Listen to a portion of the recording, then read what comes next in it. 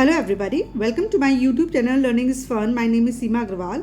आज हम class 9th ICSE board biology का चैप्टर नंबर 10 न्यूट्रिशन करने वाले हैं। जो बुक मैंने रेफरेंस के लिए ली है वो सेलिना पब्लिकेशन की कॉन्साइज बायोलॉजी है। ये unit number 5 human anatomy and physiology का पहला टॉपिक है और ये इंपॉर्टेंट टॉपिक है। इसमें हम लोग को जितने भी प्रकार के न्यूट्रिएंट्स होते हैं यानी कि carbohydrates, fat, proteins, minerals, vitamins, उनके बारे में पढ़ना है। स्पेशली हमको ये पढ़ना है कि कौन से न्यूट्रिएंट की कमी से कौन सी डिजीज़ होती है, इस पे बेस्ड क्वेश्चन आते हैं। ठीक है, तो सिंपल सा टॉपिक है, हम स्टार्ट करते हैं। Chapter number 10 nutrition. The terms nutrition, food and diet. पहले तो उसमें बहुत सारे टर्म्स होते हैं जो एक दूसरे से मिलते जुलते होते हैं, लेकिन इन टर्म्स में क्या डिफरेंस है पहले तो हम लोग ये देखते हैं कि न्यूट्रिशन का मतलब क्या होता है एग्जैक्टली, फूड का, डाइट का क्या होता है, ताकि पहले तो आपको एक कन्फ्यूजन दूर हो कि हर एक टर्म में थोड़ा स्लाइट डिफरेंस होता है, तो उसके बारे में हम जानते हैं। न्यूट्रिशन मतलब क्या होता है? Nutrition means supply of the essential organic and inorganic chemical compounds to the body. All such chemical compounds are called nutrients. वो सारे केमिकल कंपाउंड, भले वो ऑर्गेनिक हो या इनऑर्गेनिक हो, जो कि हमारी बॉडी में सप्लाई की जाते हैं ताकि हमारी बॉडी में किसी भी प्रकार की कोई कमी ना आए और हमारी बॉडी अच्छी तरीके से चल सके, फंक्शन कर सके, तो वो सारे के सारे जो सब्सटेंस होते हैं या कंपाउंड होते हैं वो न्यूट्रिएंट्स कहलाते हैं, है ना। इसमें क्या आ जाता है? आपको कार्बोहाइड्रेट्स है, फैट्स है, प्रोटीन्स है, विटामिन्स है, मिनरल्स हैं, सॉल्ट्स है, ये सारे के सारे आपके कंपाउंड्स हैं, केमिकल कंपाउंड्स हैं जिसकी ज़रूरत हमारे शरीर को होती है ताकि हमारे शरीर अच्छे से नॉर्मल फंक्शन कर सके और शरीर जो है हमारा वो डिजीज़ फ्री रह सके, प्रॉपर ग्रोथ हमारी बॉडी की होती रहे, राइट। तो न्यूट्रिशन का मतलब होता है, nutrition means supply of the essential organic and inorganic chemical compounds to the body. All such compounds are called nutrients. Food क्या होता है? Food is any substance which we eat or drink and which contains the nutrients. Example, milk, bread, egg, fish, Apple. Food वो substance को food कहते हैं जो हम या तो खाते हैं या पीते हैं और इनसे हमको न्यूट्रिएंट्स मिलते हैं, यानी कि वो सारे हमको केमिकल कंपाउंड्स फूड के द्वारा मिलते हैं जिसकी ज़रूरत हमारी बॉडी को होती है। आप बेवरेजेस भी हो सकते हैं इसमें, या आप सॉलिड फूड भी इसमें इंक्लूड कर सकते हैं। तो आप जो चपाती खा रहे हैं, राइस खा रहे हैं, दाल खा रहे हैं, दूध पी रहे हैं, या फल खा रहे हैं, या वेजिटेबल सूप पी रहे हैं, या जूसेस पी रहे हैं, ये सारे के सारे फूड के अंदर आ जाएंगे। क्यों? क्योंकि ये सब के सब न्यूट्रिएंट्स प्रोवाइड करते हैं, राइट। डाइट का मतलब क्या होता है? The combination of food items which we eat in our meals. कोई भी हमने मील खाया, उसमें जो हमने कॉम्बिनेशन ऑफ फूड आइटम्स लिए, यानी कि दाल, रोटी, सब्जी, चावल, जो ये हमने खाया है ना, साथ में छाछ ली या लस्सी ली, तो ये जो साथ में हमने खाया है ना, तो ये डाइट हुई, ठीक है। तो the combination of food items which we eat in our meals is called diet. फिर बैलेंस डाइट क्या होती है? बैलेंस डाइट का डेफिनेशन आता है, a balance diet is one which includes food items which supply all the necessary nutrients. Balance diet वो items include करता है, वो फूड आइटम्स इंक्लूड करता है जिसको खाने से हमारे शरीर में सारे इंपॉर्टेंट या नेसेसरी न्यूट्रिएंट्स मिल जाएंगे, ठीक है। तो वो सारा खाना जिससे हमारे शरीर को जो न्यूट्रिएंट्स की रिक्वायरमेंट है वो सब अगर मिल जाती है, तो वो वाला खाना, वो वाली डाइट हमारी बैलेंस डाइट कहलाती है। इसलिए कहते हैं कि जो इंडियन थाली होती है वो बैलेंस डाइट कहलाती है, क्योंकि उसमें कार्बोहाइड्रेट भी होता है, प्रोटीन भी होता है, फैट भी होता है, मिनरल, सॉल्ट सब होता है। जब हम दाल, चावल, सब्जी, रायता, चटनी, सलाद एक साथ खाते हैं ना, तो हमको हर चीज़ मिल जाती है, जितने भी न्यूट्रिशन हमको चाहिए होता है हमारी बॉडी को मिल जाता है। तो इसी को बैलेंस डाइट कहते हैं। किसी भी चीज़ की ओवर ईटिंग नहीं करनी चाहिए। आजकल बड़ा फैट चल रहा है कि प्रोटीन डाइट लेनी चाहिए, लेकिन प्रोटीन डाइट की भी एक लिमिट होती है। ज़रूरी नहीं है कि आप बहुत ज़्यादा प्रोटीन डाइट खाएंगे तभी आप हेल्दी रहेंगे। भाई, कार्बोहाइड्रेट की रिक्वायरमेंट और भी ज़्यादा है, क्योंकि सबसे ज़्यादा बॉडी कार्बोहाइड्रेट से ही एनर्जी रिलीज़ करती है। तो हमको हर एक चीज़ आइटम करना है, लेना है अपने डाइट में, और प्रॉपर अमाउंट में हमको लेना है जितनी हमारे शरीर में उसकी ज़रूरत होती है।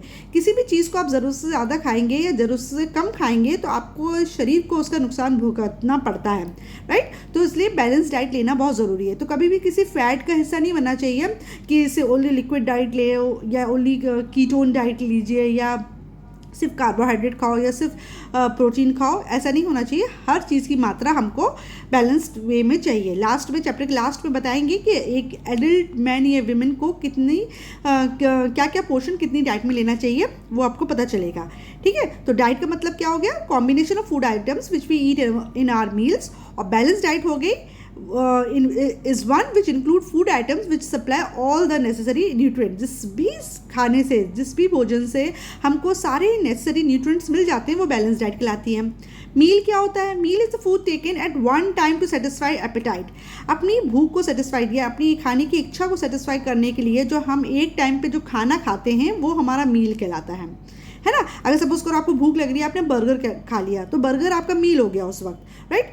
एपेटाइट क्या हुई? एपेटाइट मतलब होता है means the desire to eat, खाना खाने की इच्छा होना ही एपेटाइट होता है।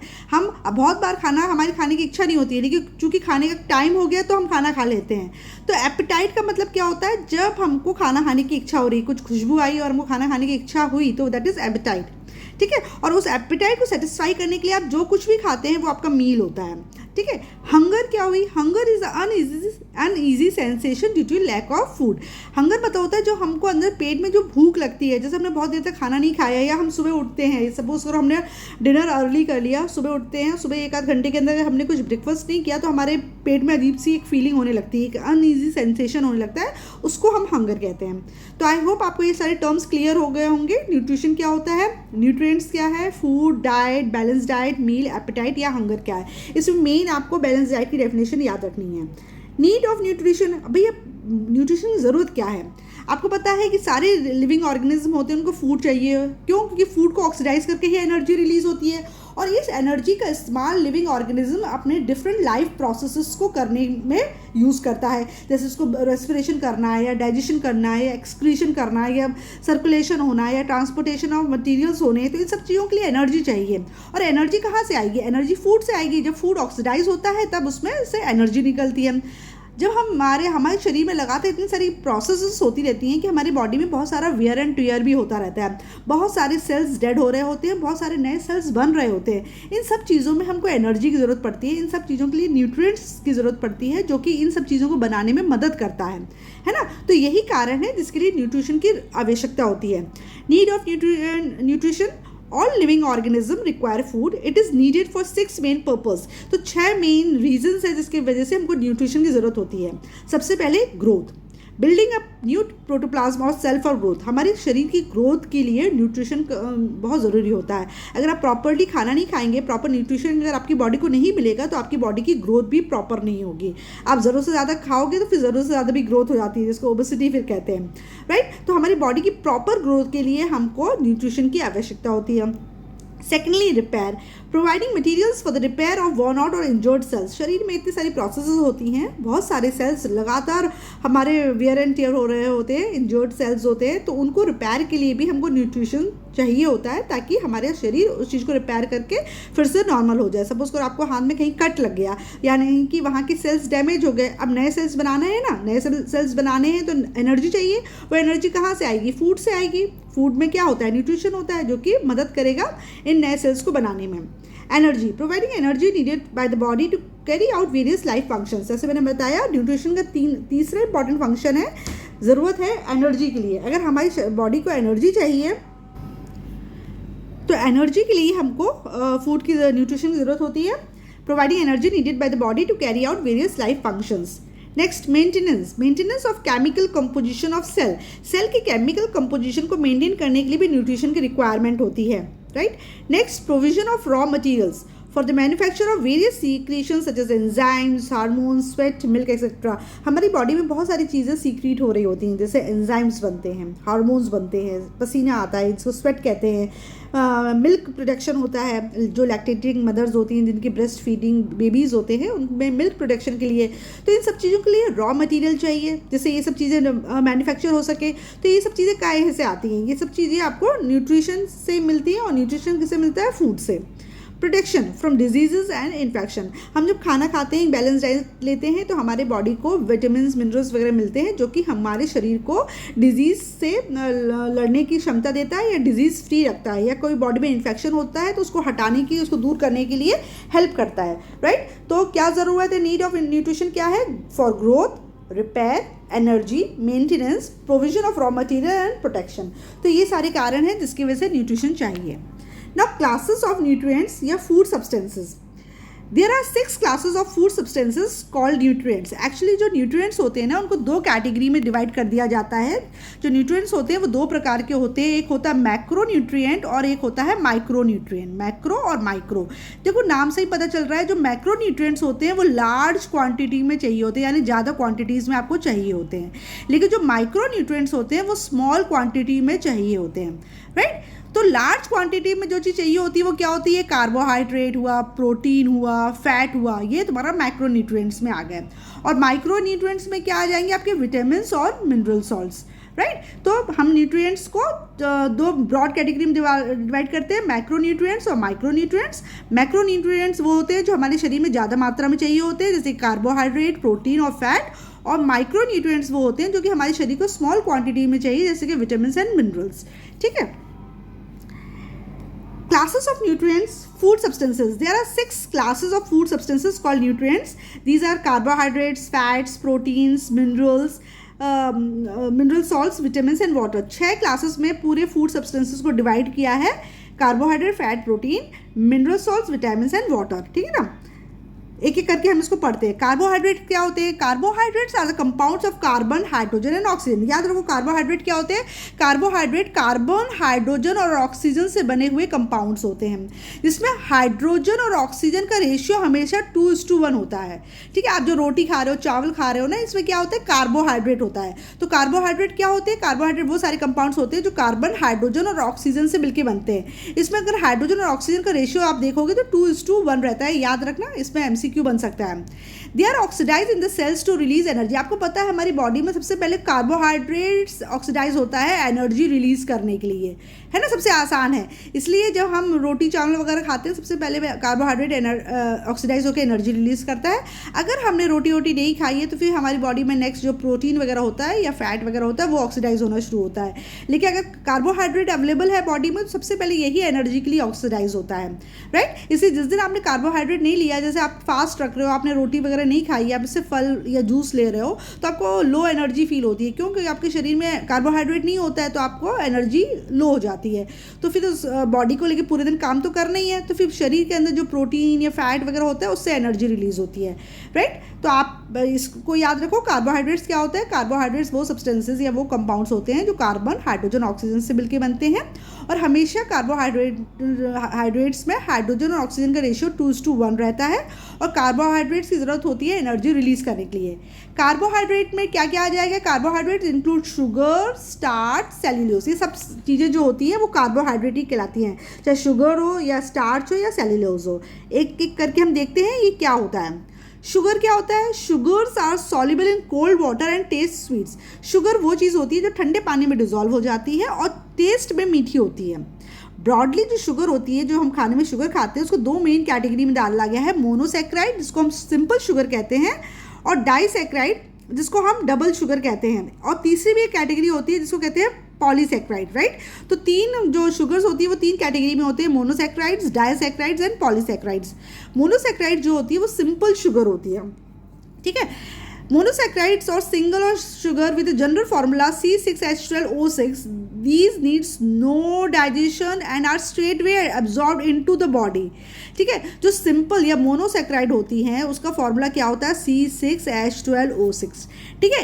ये जो होती है सबसे सिंपल होती है और इसको कोई डाइजेस्ट करने की जरूरत नहीं होती है, ये ऑलरेडी डाइजेस्टेबल होती है, वो सीधे हमारे ब्लड में एब्जॉर्ब हो जाती है और बॉडी में ऑक्सीडाइज होकर एनर्जी रिलीज करती है। जैसे आप जब वीक फील करते हो तो आप तुरंत ग्लूकोज पानी में घोल के पी लेते हो, तो वो ग्लूकोज क्या है, वो यही है C6H12O6, यानी कि मोनोसैक्राइड, राइट। और इससे क्या हो जाता है, ये तुरंत ऑक्सीडाइज करके एनर्जी रिलीज कर देती है ना। जैसे हमने रोटी खाई, चावल खाया या कोई फल खाया, उसको तो ब्रेक डाउन पहले होगा, वो डाइजेस्ट होगा, फिर एब्जॉर्ब होगा, फिर एनर्जी रिलीज करेगा। लेकिन एकदम से इंस्टेंट एनर्जी चाहिए होती है ना, तो हमारे घर में ग्लूकोज का पैकेट रहता है, ग्लूकोज को हमने फटाफट पानी में डाला, उसको घोला और पी लेते हैं, तो तुरंत हमको इंस्टेंट एनर्जी मिलती है। क्यों, क्योंकि ये सिंपल शुगर होती है और ये ऑलरेडी डाइजेस्टेबल होती है, इसको और फर्दर डाइजेस्ट करने की ज़रूरत नहीं पड़ती है, ये सिंपली आपकी बॉडी में एब्जॉर्ब हो जाती है और एनर्जी रिलीज करती है, राइट। तो इस जो मोनोसैक्राइड होते हैं वो सिंगल शुगर मॉलिक्यूल से मिलकर बनते हैं, इसका फॉर्मूला होता है C6H12O6।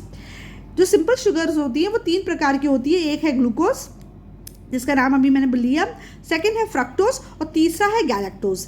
ग्लूकोज क्या होती है? Glucose properly known as grape sugar. Glucose को हम एक्चुअली में ग्रेप शुगर भी कहते हैं और ये सबसे कॉमन और सबसे सिंपलेस्ट शुगर होती है जो ऑर्गेनिज्म में फाउंड होती है। हम कहते हैं ना ब्लड में जिसको डायबिटीज़ होती है उनके ब्लड में शुगर है, तो कौन सी शुगर है? वो यही वाला ग्लूकोज होता है, वो यही ग्रेप शुगर होती है, राइट। सेकेंड है fructose. Fructose is common in plants and is properly called fruit sugar.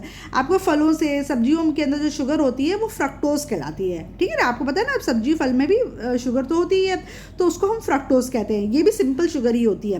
तीसरा है galactose. Galactose is another simple sugar found in milk. जो गैलेक्टोज होती है ये तीसरे प्रकार की शुगर है जो कि मिल्क में पाई जाती है, राइट। फ्रूट्स और वेजिटेबल्स में जो शुगर पाई जाती है वो फ्रक्टोज कहलाती है, मिल्क में जो पाई जाती है वो गैलेक्टोज कहलाई जाती है और ग्रेप शुगर जो होती है वो ग्लूकोज कहलाती है, राइट। तो ये सारे के सारे तीनों के तीनों क्या थे? मोनोसैक्राइड यानी कि सिंगल शुगर मॉलिक्यूल से बने थे जिसका फॉर्मूला था C6H12O6। अब डाइसैक्राइड नाम से ही समझ में आ रहा है, डाई यानी 2 और सैक्राइड यानी शुगर, जिसमें डबल शुगर है या 2 मॉलिक्यूल हैं शुगर के, वो डाइसैक्राइड्स कहलाते हैं। तो इनका जनरल फॉर्मूला क्या हो गया? C12H22O11 है, जस्ट डबल हो गया एक तरीके से, है ना, C12H22O11। These are also 3 and required digestion. ये भी 3 प्रकार के होते हैं लेकिन ये सिंपल नहीं होते, इनको पहले डाइजेस्ट करना होता है फिर ये बॉडी में एब्जॉर्ब होते हैं। तो जब हम ये वाली शुगर खाते हैं तो पहले ये डाइजेस्टिव सिस्टम में डाइजेस्ट होते हैं फिर बॉडी में एब्जॉर्ब होते हैं, ठीक है। ये सिंपल नहीं है। जैसे सक्रोज है जो आप शुगर चाय में डालते हो, दूध में डालते हो, चीनी जो हम लोग इस्तेमाल करते हैं ना उसको हम कहते हैं सक्रोज है उसका एक्चुअल नेम। इसको हम कमर्शियल शुगर भी बोलते हैं। It is commonly obtain from sugar cane in our country. हमारे देश में शुगर केन यानी गन्ने से सक्रोज बनाया जाता है, यानी जो चीनी का इस्तेमाल हम किचन में करते हैं वो एक्चुअली में क्या है? सक्रोज है। Another source of sucrose is the sugar beet। दूसरा सोर्स सक्रोज का क्या है? Sugar beet. Sucrose is a double sugar made up of 2 simple sugar. 2 simple sugar यानी कि ग्लूकोज और फ्रक्टोज से मिलकर बनता है आपका सक्रोज, है ना। आपने ऊपर वाले कॉलम में पढ़ा था कि सिंपल शुगर में एक होता है ग्लूकोज, एक होता है फ्रक्टोज। तो ग्लूकोज और फ्रक्टोज से मिलकर क्या बनता है? आपका सक्रोज बनता है। तो सक्रोज को पहले डाइजेस्ट करना पड़ता है फिर ये बॉडी में एब्जॉर्ब होता है और ये 2 शुगर मॉलिक्यूल से मिलकर बना है इसलिए इसको डाइसैक्राइड बोलते हैं। नेक्स्ट है माल्टोज। माल्टोज को माल्ट शुगर भी कहते हैं। ये 2 ग्लूकोज के मॉलिक्यूल से मिलकर बनता है इसलिए ये भी डाइसैक्राइड है। जो लैक्टोज होता है वो मिल्क शुगर होती है, यानी कि मिल्क में ये शुगर पाई जाती है और ये ग्लूकोज और गैलेक्टोज से मिलकर बनती है, ठीक है। तो ये कॉम्बिनेशन याद रखना क्योंकि एमसीक्यूज में इस तरीके से क्वेश्चंस पूछ लेंगे कि गैलेक्टोज में कौन कौन सी शुगर होती है, तो आपको पता होना चाहिए ग्लूकोज और लैक्टोज होती है। माल्टोज में क्या होते हैं? 2 मॉलिक्यूल होते हैं ग्लूकोज के। सक्रोज में क्या होता है? ग्लूकोज और फ्रक्टोज। तो इस तरीके से आपको दिमाग में याद रखना है। ऑलरेडी बुक में हाईलाइट करके दिया रहता है तो बस आपको ध्यान देना है कि इस पे क्वेश्चन बन जाता है, राइट। तो ये तो हो गया आपके क्या? डाइसैक्राइड। तीसरा होता है पॉलीसैक्राइड। पॉलीसैक्राइड यानी पॉलीसैक्राइड्स वो होते हैं जिसमें मल्टीपल शुगर मॉलिक्यूल्स होते हैं। तो उसमें स्टार्च आ गया, सेल्यूलोज वगैरह आपके किस में आ जाते हैं? पॉलीसैक्राइड्स में आ जाते हैं। स्टार्च क्या है? Starch is an insoluble carbohydrate. Starch वो कार्बोहाइड्रेट है जो इनसॉल्युबल है। It is in this form the plants commonly store carbohydrate. जो प्लांट्स अपना कार्बोहाइड्रेट को स्टोर करता है वो स्टार्च के रूप में करता है, लेकिन हमारी बॉडी में स्टार्च डाइजेस्ट नहीं होता है, ठीक है ना। Starch is an insoluble carbohydrate. It is in this form that plants commonly store carbohydrate. तो कार्बोहाइड्रेट को जो प्लांट स्टोर करता है वो स्टार्च के रूप में करता है। Potatoes, grains, rice, maize, wheat, barley and bread are chief source of starch। किस किस चीज़ में स्टार्च पाया जाता है? पोटैटोज, ग्रेन्स जैसे राइस, मेज, व्हीट, बार्ले में पाया जाता है and bread are chief source of starch. Starch का जो फॉर्मूला होता है वो C6H10O5N होता है और इसको पॉलीसैक्राइड कहते हैं, ठीक है ना। तो शुगर 3 प्रकार की है, मोनो, डाई और पॉली। स्टार्च जो है वो पॉलीसैक्राइड में आ जाएगा यानी कि मल्टीपल शुगर मॉलिक्यूल से बनता है, ठीक है। इसका जनरल फॉर्मूला आप देख रहे हो ये है, ठीक है। स्टार्च किसमें? जैसे आलू में हम देखते हो स्टार्च होता है, ग्रेन्स में होता है जैसे राइस, मेज, व्हीट, बार्ली में स्टार्च होता है। आप जो ब्रेड खाते हो इन सब में स्टार्च होता है। 2 अदर इनसॉल्युबल पॉलीसैक्राइड्स आर। इसके अलावा 2 पॉलीसैक्राइड्स कौन से हैं? 2 other insoluble polysaccharide carbohydrate are cellulose and glycogen. इसके अलावा जो 2 और पॉलीसैक्राइड है वो है सेल्यूलोज और glycogen. Now, two other insoluble polysaccharides carbohydrates are cellulose and glycogen. जो दो insoluble polysaccharide कार्बोहाइड्रेट है वो सेलुलोज और ग्लाइकोजन है, और तीसरा अपना स्टार्च था। तो जैसे मैंने बताया शुगर 3 प्रकार के होते हैं, मोनोसैक्राइड, डाइसैक्राइड और पॉलीसैक्राइड। तो पॉलीसैक्राइड में आपका स्टार्च, सेलुलोज और ग्लाइकोजन तीनों आ जाएंगे। सेलुलोज क्या होता है? Cellulose is found in cell walls of plants. It is unused in our body but it contributes in providing roughage for proper functioning of the gut. जो आपका सेलुलोज होता है वो प्लांट के जो सेल वॉल्स होते हैं, आपको पता है ना प्लांट की सेल वॉल होती है जो वो सेलुलोज से मिलकर बनती है। ये हमारी बॉडी में अनयूज रहता है, लेकिन हमारी बॉडी में सेलुलोज की ज़रूरत होती है रफेज के लिए, है ना। जो फाइबर होता है ना, फाइबर का जो रिक्वायरमेंट होता है वो सेलुलोज पूरा करता है। आप देखते हैं जैसे आटा है, आटे में चोखर निकलता है। जब आटा छानते हैं तो आटे में जो मोटा मोटा आटा निकलता है ना, वो चोखर जो कहलाता है, वो क्या होता है? वो तुम्हारा सेलुलोज ही होता है। तो अगर आप बिना छाने हुए आटा खाएंगे तो सेलुलोज भी आपके शरीर के अंदर पहुंच जाएगा। अब ये सेलुलोज डाइजेस्ट तो नहीं होगा, क्योंकि हमारी बॉडी में सेलुलोज डाइजेस्ट नहीं होता है, लेकिन ये क्या करेगा? ये फाइबर जो आपके इंटेस्टाइन, आपकी जो गट है, उसको प्रॉपर फंक्शनिंग में हेल्प करता है ना। और पूरा जो पेट है आपका अच्छे से साफ होता है, मोशन जो होता है क्लियर होता है। तो आपको बहुत चिकना वाला जो अनाज होता है ना वो नहीं खाना चाहिए, हमको हल्का सा फाइबरस फूड खाना चाहिए। जैसे फल है तो फल को छील के नहीं खाना चाहिए, उसके जो जैसे आपका सेब है, बहुत से लोग सेब जो होता है उसका भी छिलका निकाल देते हैं, वो आपको उसको उसके पील के साथ ही खाना चाहिए। अब जैसे बनाना, तो बनाना का छिलका तो आपको निकालना पड़ेगा, है ना। मैंगो है उसका छिलका निकालना पड़ेगा, लेकिन जैसे सपोज करो आपका एप्पल है, ग्रेप्स है, इसको आपको एज इट इज़ खाना चाहिए ताकि आपको फाइबर भी मिले, राइट।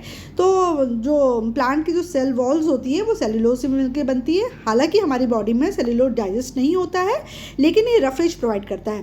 मैंने पहले आपको बोला था कि स्टार्च डाइजेस्ट नहीं होता है, वो गलत था। एक्चुअली स्टार्च तो डाइजेस्ट हो जाता है, क्योंकि हम लोग आलू में, चावल में और ग्रेन्स वगैरह में जो स्टार्च पाया जाता है तो वो तो डाइजेस्ट होता है बॉडी में, लेकिन जो सेलुलोज होता है वो डाइजेस्ट नहीं होता है ना। तो उसको प्लीज़ करेक्ट कर लेना। जो स्टार्च है वो हमारे बॉडी में डाइजेस्ट हो जाता है, लेकिन जो सेलुलोज होता है वो डाइजेस्ट नहीं होता है। ग्लाइकोजन क्या हुआ? Glycogen is the form in which carbohydrates are stored in animals. Glycogen वो तरीका है जो हमारे बॉडी में कार्बोहाइड्रेट जिस रूप में स्टोर होता है। जो एनिमल्स होते हैं ना, उनमें जो कार्बोहाइड्रेट होता है, जो वो एक्सेस जो कार्बोहाइड्रेट होता है वो ग्लाइकोजन के रूप में स्टोर होता है। ठीक है, कहाँ स्पेशली स्टोर होता है? लिवर में और थोड़ा बहुत मसल्स में, राइट। तो हमने अभी देखा कि जो कार्बोहाइड्रेट होते हैं वो शुगर्स होती हैं, और शुगर 3 प्रकार की होती है आपकी, मोनोसैक्राइड्स जो उसको सिंपल शुगर कहते हैं, डाइसैक्राइड और आपकी पॉलीसैक्राइड। और तीनों ही केसेस में हमने 3-3 शुगर्स को पढ़ा है ना, कि तीनों में ही 3-3 कैटेगरीज हमने देखा है कि मोनोसैक्राइड में क्या होता है, डाइसैक्राइड में क्या होता है और पॉली में क्या होता है। ठीक है, तो इस तरीके से कार्बोहाइड्रेट कंप्लीट हो गया। ग्लाइकोजन जो आप स्टार्च राइस में, पोटैटो वगैरह पाया जाता है। सेलुलोज प्लांट की जो सेल वॉल्स होती है वो बनती है और ये रफेज प्रोवाइड करता है। और ग्लाइकोजन क्या होता है? ग्लाइकोजन वो फॉर्म है जिसमें कार्बोहाइड्रेट एनिमल्स की बॉडी में स्टोर होता है, और ये ग्लाइकोजन स्टोर होता है स्पेशली लिवर में स्टोर होता है, कभी कभार ये मसल्स में भी स्टोर होता है। Carbohydrates are the principal energy source in the body. 1 mole of glucose releases 686 kilo calories of energy. हमारे शरीर में सबसे मेन जो प्रिंसिपल एनर्जी सोर्स है वो क्या है? वो कार्बोहाइड्रेट है। इसलिए आपको कार्बोहाइड्रेट तो स्किप करना ही नहीं है, भले ही आप कितने भी मोटे हैं। आप सोचोगे हम कार्बोहाइड्रेट नहीं खाएंगे, एक दिन भी हम फास्ट करते हैं तो अगर हम कार्बोहाइड्रेट नहीं खाते हैं तो हमको लो फील होता है, एनर्जी हमको लो लगती है। वो क्यों? क्योंकि सबसे पहले जो हमारा शरीर है एनर्जी रिलीज़ करता है कार्बोहाइड्रेट से। हाँ, अगर आप डाइटिंग में हैं तो आपको कार्बोहाइड्रेट का पोर्शन आप कम कर सकते हो, लेकिन इसको पूरी तरीके से स्किप करना गलत होता है, राइट। एक आपको याद रखना है, 1 मोल ऑफ ग्लूकोज में 686 kilo calories of energy release होती है। रफेज जो अभी हमने डिस्कस किया वो नॉन डाइजेस्टेबल सेल्यूलोज है, मतलब वो सेल्यूलोज जो कि नॉन डाइजेस्टेबल है। बहुत सारी जो ताज़ी सब्जियाँ आती है ना, जो देसी सब्जी आती है, हम उसको भी छिलके के साथ बनाते हैं, तो जो छिलका हुआ है ना वो सेल्यूलोज ही जो फाइबर प्रोवाइड कर रहा है ना, सेल्यूलोज दे रहा है। और सेल्यूलोज क्या बनाता है? रफेज। ये सब चीज़ें हेल्प करती है हमारे इंटेस्टाइन को, गट को ढंग से क्लीन करने में, और जो मोशन होता है, जो स्टूल पास होता है वो स्मूथ होता है, आपको कोई प्रेशर वगैरह लगाने की जरूरत नहीं पड़ती है, हमारी बॉडी अच्छे से मतलब आपको ब्लोटिंग नहीं होगी, इनडाइजेशन नहीं होता है और मोशन पास करने में कोई दिक्कत नहीं आती है। इसलिए हमको रफेज वाला खाना खाना चाहिए, मतलब फाइब्रस फूड लेना चाहिए। The cells of all plants have cell wall made of cellulose. When we eat fruit, raw vegetables and other plant material, cellulose is not digested in our food canal.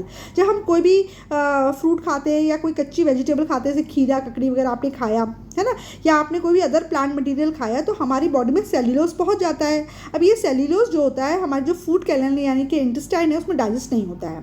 This is because we have no cellulose digestive enzyme. क्यों? सीधा सा कारण है कि हमारे शरीर के अंदर कोई भी सेल्यूलोज को डाइजेस्ट करने वाला एंजाइम नहीं है, इसलिए सेल्यूलोज डाइजेस्ट नहीं होता है। लेकिन the undigested cellulose being fibrous in nature act as a roughage. लेकिन चूंकि ये अनडाइजेस्टेड सेल्यूलोज जो होता है वो फाइब्रस नेचर का होता है और रफेज का काम करता है। और रफेज का क्या रोल है, इंपॉर्टेंट है ये टॉपिक, ठीक है, इस पर पूछते हैं। रफेज का क्या रोल है? Being fibrous, cellulose absorbs a lot of water and retains it, this helps in keeping the faecal matter soft and prevents constipation. Actually जो रफेज क्या करता है, ये जो फाइब्रस होता है और सेल्यूलोज से बना हुआ होता है, ये बहुत सारा पानी एब्जॉर्ब कर लेता है। जब बहुत सारा पानी एब्जॉर्ब कर लेता है तो बॉडी के अंदर पानी की कमी नहीं रहती है, और जो फीकल मैटर जो होता है, जो फीकल मैटर में यानी कि जो पॉटी जो बनती है वो सॉफ्ट बनती है और हमको कॉन्स्टिपेटेड फील नहीं होता है। जब मोशन के लिए जाते हो, फ्रेश होने जाते हो, तो आराम से आपका मोशन होता है, आपको कोई उसमें ताकत नहीं लगानी पड़ती है, राइट। तो वो क्यों होता है? जब आप रफेज खाते हो तो रफेज ने पानी को सोख लिया, पानी को सोख लिया तो उससे क्या हुआ, जो फीकल मैटर यानी कि जो पॉटी होती है वो सॉफ्ट बनती है और कॉन्स्टिपेशन नहीं होता है। Next, the movement of the undigested food through the intestine become easier. Intestine में जो फूड मूव करता है आपका पूरे लार्ज इंटेस्टाइन में, स्मॉल इंटेस्टाइन में, तो ये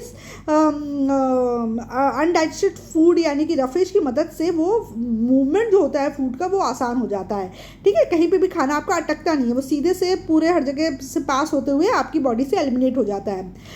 third, it stimulates the muscle contraction in the intestinal wall making the movement of faecal matter easily. जब रफेज खाते हो तो आपके इंटेस्टाइन में मूवमेंट होता है, जिसको जो अपन पेरिस्टाल्सिस मूवमेंट कहते हैं ना, मसल कॉन्ट्रैक्शन होती है, तो कॉन्ट्रैक्ट रिलैक्स करके धीरे धीरे धीरे खाना आपका पूरा वो नीचे तक सरका देती है जहाँ तक उसका एग्जिट पॉइंट होता है।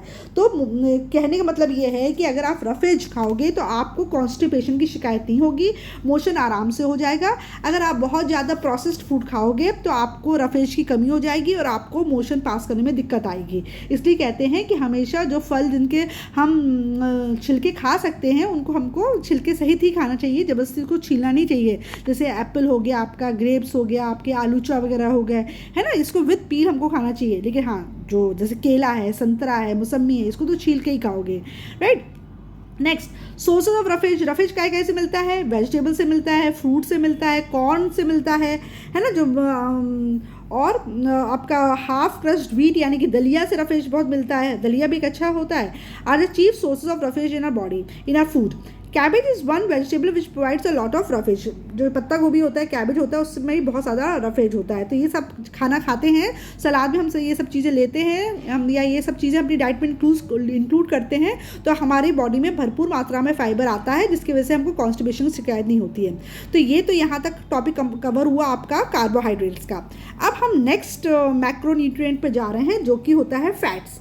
फैट क्या होता है? Fats are also compose of carbon, hydrogen and oxygen. Carbohydrate की तरीके से फैट्स भी आपका कार्बन, हाइड्रोजन और ऑक्सीजन से मिलकर बनता है।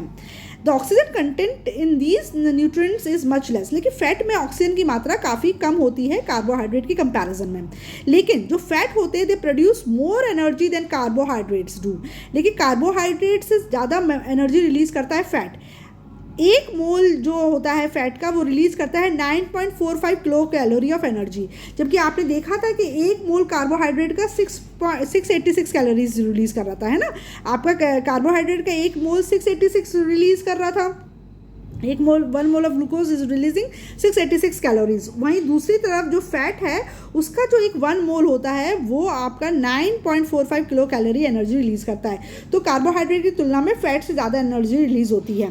Common food rich in fats. Fat किस में पाया जाता है भैया? बटर में, क्रीम, वेजिटेबल ऑयल्स, फैट्स, घी, fats of meat, fish, liver oils, इन सब में आपका क्या होता है? फैट होता है ना। तो घी, तेल वगैरह जो आप खाते हो, बटर, चीज़ वगैरह, इन सब में फैट होता है।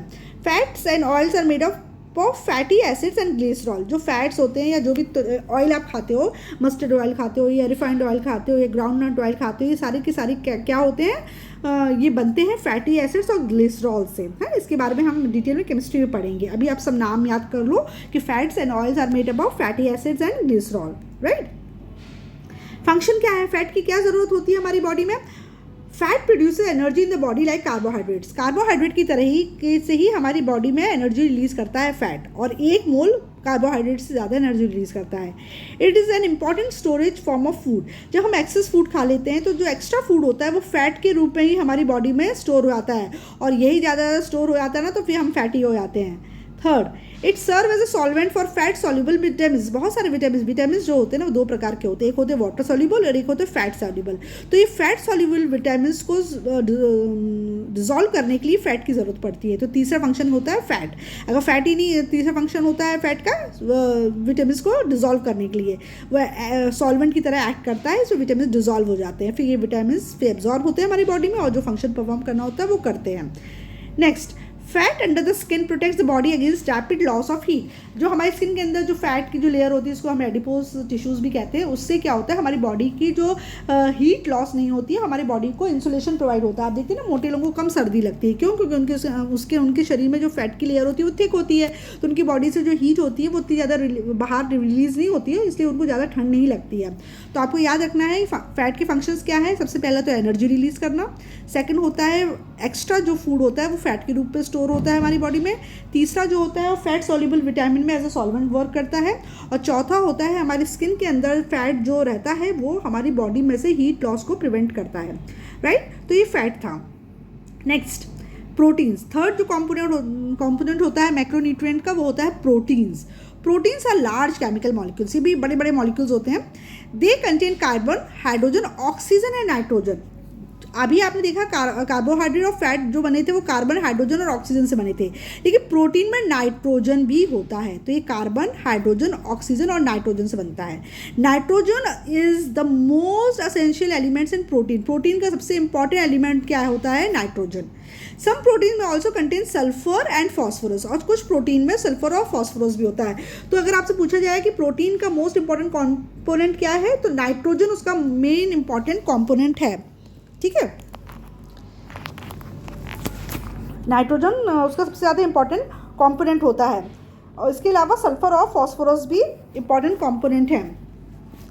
Amino acids are the simple smaller units of protein, और प्रोटीन की छोटी स्मॉल यूनिट्स क्या होती हैं? अमीनो एसिड्स होती हैं, राइट। तो अमीनो एसिड्स मिल के क्या बनाते हैं? प्रोटीन। और प्रोटीन में इंपॉर्टेंट कंपोनेंट क्या है? नाइट्रोजन का। Protein provide chemical material for the growth and repair of the body cells and tissues. In the time of emergency, they may be oxidized to release energy. जो protein का main काम होता है वो हमारी बॉडी की growth और repair के लिए होता है। हमारी बॉडी की जो हाइट बढ़े, इसलिए कहते हैं छोटे बच्चों को प्रोटीन ज़्यादा देना पड़ता है ताकि उनकी ग्रोथ अच्छे से हो, उनकी बॉडी अच्छे से डेवलप हो, क्योंकि वो डेवलपिंग स्टेज में होते हैं। हमारी बॉडी में जितना भी रिपेयर वेयर एंड टेयर होता है उसके रिपेयर के लिए भी प्रोटीन की ज़रूरत होती है। जब हम कार्बोहाइड्रेट नहीं खाते या हमारी बॉडी में कार्बोहाइड्रेट या फैट की कमी होती है तो प्रोटीन को ही ऑक्सीडाइज करके एनर्जी रिलीज करते हैं। तो प्रोटीन का तीसरा फंक्शन होता है एनर्जी रिलीज करना, ठीक है ना। Food rich in proteins include, किस खाने में प्रोटीन होता है? Lean meat, fat free muscles, fish, eggs, milk, cheese, nuts, beans, peas etcetera. इन सब में प्रोटीन भरपूर मात्रा में होता है। तो ये सब खाना, आप चाहे वेजिटेरियन है या नॉन वेजिटेरियन है, तो आप अपने हिसाब से खाना चूज़ करके आप उस प्रोटीन के रिक्वायरमेंट को फुलफिल कर सकते हैं। Deficiency of protein lead to weakness, but in severe deficiency causes the two diseases kwashiorkor and marasmus. जब प्रोटीन की कमी हो जाती है तो कमजोरी महसूस होती है, लेकिन बच्चों में अगर प्रोटीन की कमी होती है तो दो प्रकार की डिजीज होती है, एक होती है क्वाशियोर्कोर और एक होते हैं मैरस्मस। और इसके बारे में बहुत पूछते हैं, what is kwashiorkor, what is marasmus and what is the difference between the two. तो आपको पता होना चाहिए क्या होता है क्वाशियोर्कोर, किसकी वजह से होता है, मैरस्मस किसकी वजह से होता है, और इन दोनों के बीच में डिफरेंस क्या है। सबसे पहले क्वाशियोर्कोर। क्वाशियोर्कोर को हम कॉमन भाषा में सूखा रोग भी कहते हैं, क्योंकि बच्चा इसमें सूख जाता है, एकदम पतला दुबला हो जाता है। It is severe protein deficiency disease usually affecting young children. छोटे बच्चों में प्रोटीन डेफिशिएंसी जब ज़रूरत से ज़्यादा हो जाती है तब वो क्वाशियोर्कोर यानी कि सूखा रोग के शिकार हो जाते हैं। This disease is caused when mother stop breast feeding their babies at an early age and the child is given diet poor in protein. ऐसा कब होता है? जब माँ बच्चे को दूध पिलाना अपना बंद कर देती है, ब्रेस्ट फीडिंग बंद कर देती है, और जो खाना उसको ऊपर से जो डाइट दे रही है उसमें प्रोटीन नहीं दे रही है। वो या तो रोटी खिला रही है, या चावल खिला रही है, या बाहर से गाय का दूध पिला रही है, उसको प्रोटीन का ध्यान नहीं दे रही है, तो उसकी शरीर में प्रोटीन की कमी हो जाती है, जिसकी वजह से वो बच्चा क्वाशिकोर का शिकार हो आता है। Mother's milk is rich in protein and after weaning, actually जो माँ का जो दूध बच्चा पीता है, तो माँ का दूध जो होता है वो उसमें तो प्रोटीन भरपूर मात्रा में होता है, तो तब तो प्रोटीन की कमी नहीं होती है। लेकिन जब वीनिंग के बाद, यानी कि जब वो माँ का दूध पीना बच्चा बंद कर देता है और टॉप फीडिंग लेने लगता है, तब उसकी डाइट में मेनली अधिकतर जो माएँ होती हैं वो कार्बोहाइड्रेट्स देती हैं, लेकिन प्रोटीन देना भूल जाती हैं। अकेले रोटी दे रही हैं, जिन्हें कि दाल में रोटी लगा के दें, है ना। The suffering child may die before the age of 5 years. और ये इतना खतरनाक हो जाता है कभी कभी कि जो क्वाशिकोर का जो बच्चा शिकार हुआ है वो कभी कभी 5 साल तक भी नहीं जी पाता। इसलिए अधिकतर बहुत सारे बच्चों को 5 साल तक बहुत ध्यान रखना पड़ता है, नहीं तो 5 साल के पहले ही ऐसे बच्चों की मौत हो जाती है। ठीक है, तो ऐसा कब होता है? जब प्रोटीन की ज़रूरत से ज़्यादा डेफिशिएंसी हो गई है। तो जब भी जो मदर्स होती हैं जो बच्चों को ब्रेस्ट फीडिंग कराना बंद करती हैं, तो उनको ध्यान देना चाहिए कि टॉप फीडिंग में वो प्रोटीन भी साथ में दें, कार्बोहाइड्रेट के। सिम्टम्स ऑफ क्वाशिकोर कैसे पता चलता है बच्चों को क्वाशिकोर है? पहली बात तो अंडरवेट हो जाएगा, वेट उसका बहुत कम रहेगा, पतला दुबला रहेगा, बेली प्रोट्रूडिंग आउट, जो पेट है ना वो बाहर को निकला से दिखेगा, पॉट बेली जिसे कहते हैं, मटके ऐसा पेट दिखता है बाहर को। Skin getting dark and scaly, dark हो जाएगी स्किन और स्केली, पपड़ी सी उसमें से निकलेगी। स्टंटेड ग्रोथ है ना हाइट बढ़ेगी, ना बॉडी वेट बढ़ेगा, और छोटा सा बच्चा दिखेगा। लॉस ऑफ एपेटाइट, भूख नहीं लगेगी। रिपीटेड डायरिया, बार बार उसको दस्त लगेंगे, लूज मोशन होंगे। एनलार्ज लिवर एंड एनीमिया, उसका लिवर हो जाएगा जो बड़ा हो जाएगा साइज में, लिवर एनलार्ज हो जाएगा, और एनीमिया यानी कि खून की कमी हो जाएगी आयरन की कमी से वजह से। Oedema, feeling swelling of feet and face, accumulation of water in the tissues of the feet and the face. Oedema का शिकायत होती है। ईडिमा मतलब होती है स्वेलिंग आ जाती है, उसके फेस फूला फूला दिखेगा, उसका फीट फूला फूला दिखेगा। तो फेस फूला फूला दिखता है तो माँ को लगता है अरे बच्चा हमारा बड़ा दुरुस्त है। लेकिन अगर हाथ पैर ज़्यादा से ज़्यादा कमज़ोर हैं तो समझ लो क्या हो सकता है आपके बच्चे को क्वाशिकोर है ना। तो फेस फूला फूला क्यों दिख रहा है, या हाथ या पैर पंजे क्यों फूले फूले दिख रहे हैं? क्योंकि उसमें पानी वाटर रिटेंशन हो रहा है ना, जिसकी वजह से वो स्वेलिंग है, ईडिमा है इसको। तो ये भी एक लक्षण होता है क्वाशिकोर का, राइट। कंट्रोल और ट्रीटमेंट क्या है क्वाशिकोर का? The child suffering from kwashiorkor should be given protein rich diet like pulses, milk, egg, fish and meat. तो जिस बच्चे को भी क्वाशिकोर की शिकायत है या आपको लग रहा है कि आपका बच्चा ज़रूर से ज़्यादा मतलब कमज़ोर है, तो उसको प्रोटीन रिच डाइट दीजिए। अगर वेजिटेरियन है तो भैया आप उसको दाल दीजिए, दाल मिला के दलिया दीजिए, दूध दीजिए। अगर नॉन वेजिटेरियन है तो उसको साथ में एग दीजिए, फिश दीजिए, मीट दीजिए। बस ये सब कर दोगे साथ में रोटी देने के, तो उसको प्रोटीन की कमी भी नहीं होगी। अब mix diet of wheat, gram, peanut, soybean, jaggery is also useful. तो एक ऐसा मिक्सचर बना लेते हैं जिसमें गेहूं का आटा भी रहता है, चने का आटा भी रहता है, मूंगफली भी रहती है, सोयाबीन भी रहता है और जैगरी भी लगता है। इसका मिला के बच्चे को डाइट देते हैं, जो सेरेलैक जैसा होता है ना उसी तरीके से इस तरीके से बना देते हैं, तो बच्चे को प्रोटीन की कमी नहीं होती है और इस तरीके से इसको ट्रीट किया जाता है। Kwashiorkor, the name kwashiorkor is a Ghanaian term in Africa which means the sickness of the baby gets the baby gets when the new baby comes. क्वाशिकोर एक घानियन टर्म है, अफ्रीका में एक टर्म का इस्तेमाल होता है। इसका मतलब होता है क्वाशिकोर का मतलब होता है बड़े वाले बच्चे को वो बीमारी आ जाना जब नया बच्चा आ जाता है ना। तो जब नया बच्चा छोटा बच्चा आ जाता है तो बड़े बच्चे में उतने ध्यान नहीं दे पाते हैं। तो जब जिन लोगों के जल्दी जल्दी बच्चे होते हैं, पहला बच्चा ही 1 साल का या 2 साल का है, उससे पहले ही दूसरा बच्चा आ गया, तो माँ का जो पूरा टेंशन होता है वो छोटे बच्चे पे चला आता है और बड़े बच्चे का वो पोषण पे उतना ध्यान नहीं दे पाती हैं, जिसकी वजह से उसके बच्चे में प्रोटीन की कमी आ जाती है। तो वहीं से ये टर्म आया है kwashiorkor. This is so because the elder child source of protein mother's milk is no longer available. क्योंकि अब जब दूसरा बच्चा आ गया छोटा, तो माँ का दूध छोटा बच्चा पीता है, तो बड़े बच्चे को माँ का दूध भी नहीं मिल रहा है। और जो आप ऊपर से टॉप फीडिंग दे रहे हो उसको भी आप बैलेंस नहीं दे रहे हो, अकेला कार्बोहाइड्रेट रोटी पकड़ा दिया, चावल पकड़ा दिया है ना, उसको दाल वाल दी नहीं है, चने ने का आटा दिया नहीं है, गुड़ उड़ दिया नहीं है, तो उसको प्रोटीन की कमी हो जाती है। And now he is usually fade on starchy diet consisting mostly of fruit and vegetable. तो आप इस बड़े बच्चों को आप सिर्फ स्टार्ची डाइट दे रहे हो जिसमें से फ्रूट्स और वेजिटेबल्स आ रहे हैं, आप इसको प्रोटीन का रिक्वायरमेंट फुलफिल नहीं कर रहे हो, जिसकी वजह से ये बीमारी आ जाती है। तो ये तो थी क्वाशिकोर। सेकेंड है इसी से मिलती जुलती marasmus. Marasmus usually affects infants below the age of 1 year. 1 साल से कम का बच्चा मैरस्मस का शिकार होता है। और ये डिफिशियंसी किसकी डिफिशियंसी की वजह से होता है? इसमें आपको कार्बोहाइड्रेट्स, फैट्स, प्रोटीन तीनों की डेफिशिएंसी आती है, जबकि क्वाशिकोर में प्रोटीन की डेफिशिएंसी रहती है। इसमें कार्बोहाइड्रेट, फैट और प्रोटीन जब तीनों डेफिशिएंसी आती है तो 1 साल की कम उम्र के बच्चे में मैरस्मस देखने को मिलता है। This disease is cause due to sudden stoppage of breast feeding. अचानक जब माँ बच्चे को अपना दूध पिलाना बंद कर देती है तो उसमें कार्बोहाइड्रेट, फैट और प्रोटीन तीनों की कमी आ जाती है, जब उसको वो प्रॉपर डाइट नहीं दे रही है।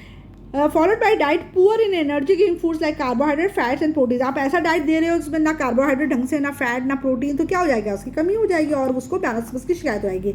तो मैरस्मस का जो शिकार बच्चा होता है वो इस तरीके से दिखता है ना। आप देख रहे हो कैसे पतले दुबले उसके हाथ पैर हैं, राइट। सिम्टम्स क्या होता है, लेस बॉडी वेट, वेट बहुत कम होगा बच्चे का, degenerating resulting in a very weak body as if formed of muscles, skin and bones only. बहुत कमज़ोर बॉडी मिलेगी, दिखेगी, सिर्फ ऐसा लगेगा जैसे हड्डी और मांस है, उसके अंदर कोई मतलब बच्चे में कोई चमक नहीं होगी, एकदम बच्चा जो है सूखा सा दिखता है, मसल्स, स्किन और बोन्स से बना हुआ है बस।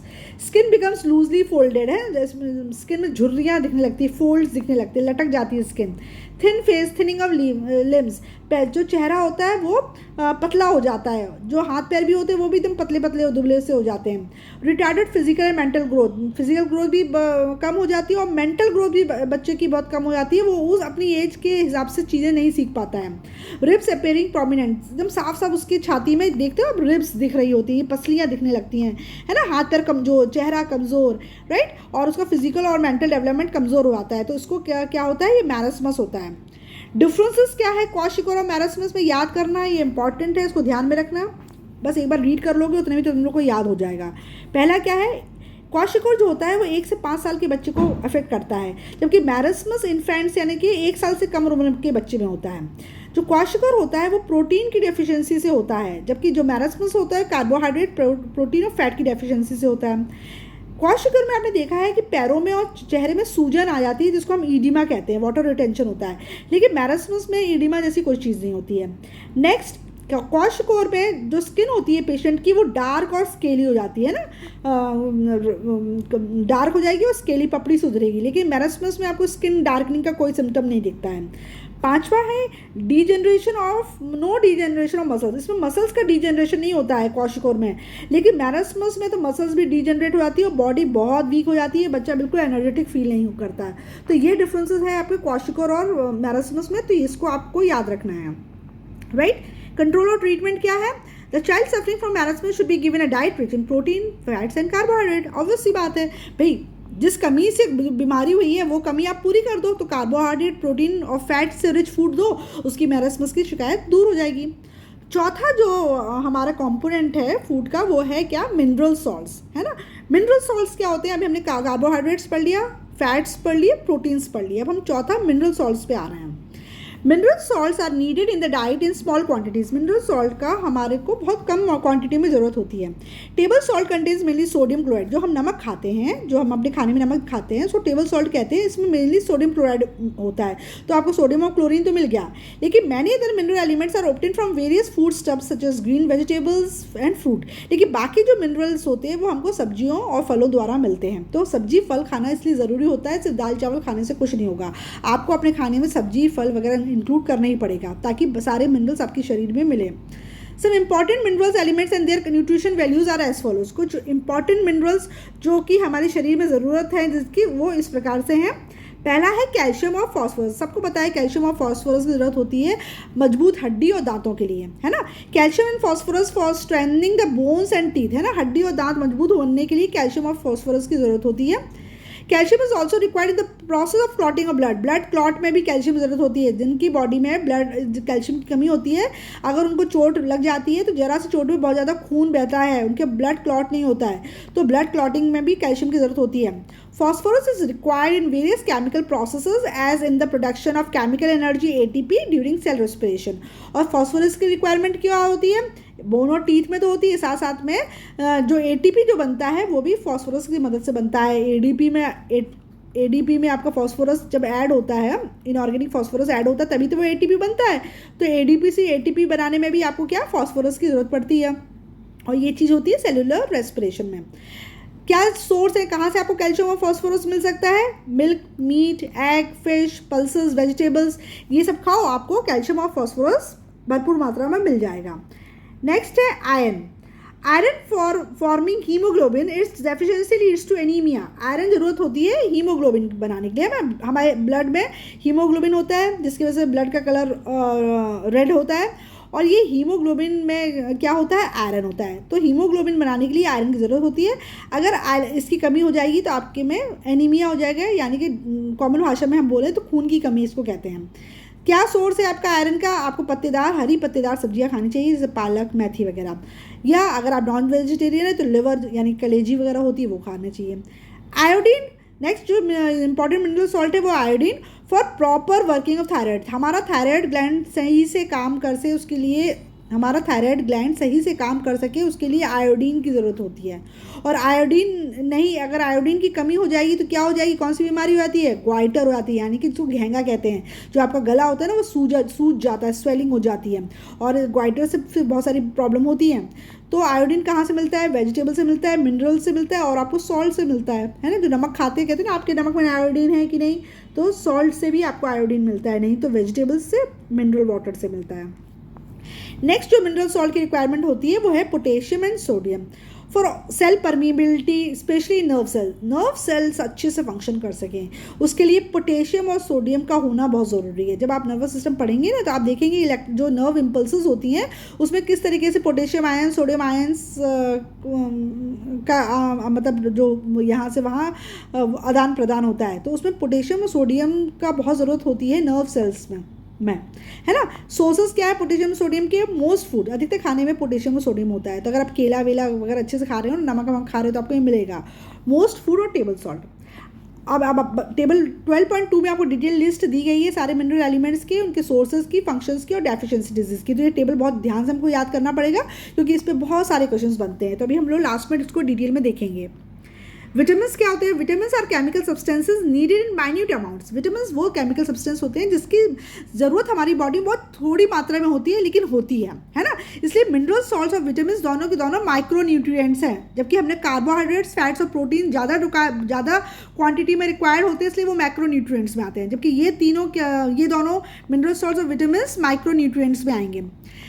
Vitamins are chemical substances needed in minute amounts which help maintain a healthy body. Healthy body को मेंटेन करने के लिए थोड़ी थोड़ी मात्रा में हमको विटामिन चाहिए होते हैं।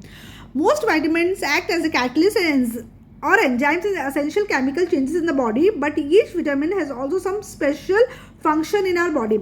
अधिकतर विटामिन जो होते हैं वो कैटलिस्ट या एंजाइम्स की तरह बिहेव करते हैं और केमिकल चेंजेस जो भी हमारी बॉडी में हो रहे होते हैं उनको करवाने में हेल्प करते हैं।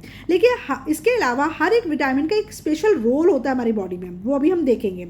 Vitamins are contain in foods naturally, but couple of them are also synthesise in our body. तो विटामिन्स कहाँ से मिलता है? हमारे फूड में नेचुरली विटामिन्स होते हैं, और कुछ विटामिन्स जो होते हैं हमारी बॉडी खुद सिंथेसाइज करती है, जैसे कि विटामिन डी, जो कि सनलाइट में जब आप बैठते हो तो हमारी बॉडी खुद विटामिन डी सिंथेसाइज कर लेती है। अब जो विटामिन्स होते हैं वो दो कैटेगरी में होते हैं, एक होता है फैट सॉल्युबल और एक होता है वाटर सॉल्युबल। जो फैट सॉल्युबल विटामिन्स होते हैं वो फैट में डिजोल्व हो जाते हैं। इनमें कौन कौन से आ गए? विटामिन ए, डी, ई और के। और जो वाटर सॉल्युबल विटामिन्स होते हैं वो कौन से हो गए? सारे विटामिन बी, यानी कि B1, B2, B11, B13 वगैरह, और विटामिन सी, है ना। तो ये वाटर सॉल्युबल होते हैं। तो विटामिन्स दो प्रकार के होते हैं, वाटर सॉल्युबल और फैट सॉल्युबल, ठीक है। तो ये आपको याद रखना है। Some vitamins are fat solubles and can be stored in the body for a longer period of time. जो fat soluble vitamins होते हैं, यानी कि विटामिन ए, डी, ई और के, ये हमारी बॉडी में स्टोर हो सकते हैं, ठीक है, और लंबे समय तक हमारी बॉडी में स्टोर हो सकते हैं। लेकिन कुछ विटामिन होते हैं जो वाटर सॉल्युबल होते हैं, यानी कि विटामिन बी और सी, जो कि हमारी बॉडी में लंबे समय तक स्टोर नहीं किए जा सकते, इसलिए इनको हमको डेली लेना पड़ता है, और इन्हीं की शरीर में कमी होती है अधिकतर। Absence or shortage of vitamins in diet over a continued period causes deficiency disease.